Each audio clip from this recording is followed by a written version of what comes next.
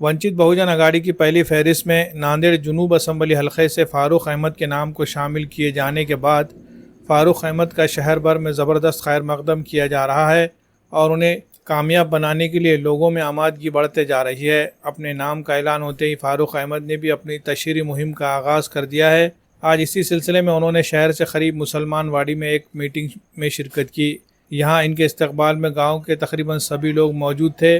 Meeting के दौरान फ़ारूक अहमद ने अपनी तकरीर में असम्बली इंतखाबात में किस तरह से एक मुसलमान भी कामयाबी हासिल कर सकता है, इस बारे में तारीख़ की मिसालें देकर अपनी बात समझाई। उन्होंने कहा कि नांदेड़ शहर में किसी ज़माने में फ़ारूक पाशा और नूरुल्लाह खान ने असम्बली के इंतखाबात में भारी अक्सरियत के साथ कामयाबी हासिल की थी। इसके बाद कुछ तंग नज़र सियासतदानों ने मुसलमानों को सियासी नुमाइंदगी से महरूम करने की साजिशें की। इंतखाबात में मुसलमानों के वोट तकसीम करवाए और मुसलमानों को सियासत से दूर कर दिया, लेकिन इस मरतबा ऐसा नहीं होगा। वंचित बहुजन अघाड़ी के टिकट पर इंतखाब लड़कर मुसलमानों के अलावा दलित समाज और दीगर पसमानदा तबक़ात के वोट भी हासिल होंगे और कामयाबी ज़रूर मिलेगी, इस तरह की उम्मीद का इजहार किया।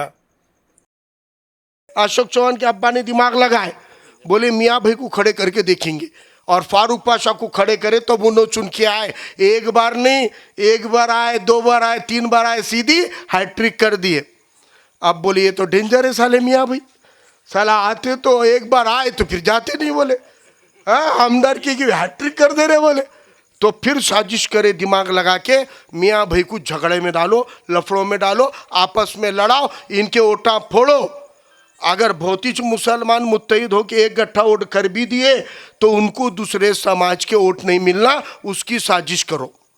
और ये वजह है कि 1977 के बाद आज तक मुसलमान चुन के नहीं आया। अब 77 बोले तो 2000 के पहले के 23 साल और 2024 के 24 साल, 24 और 23 47 साल। इन 47 साल में मुसलमानों का कोई आमदार चुन के नहीं आया।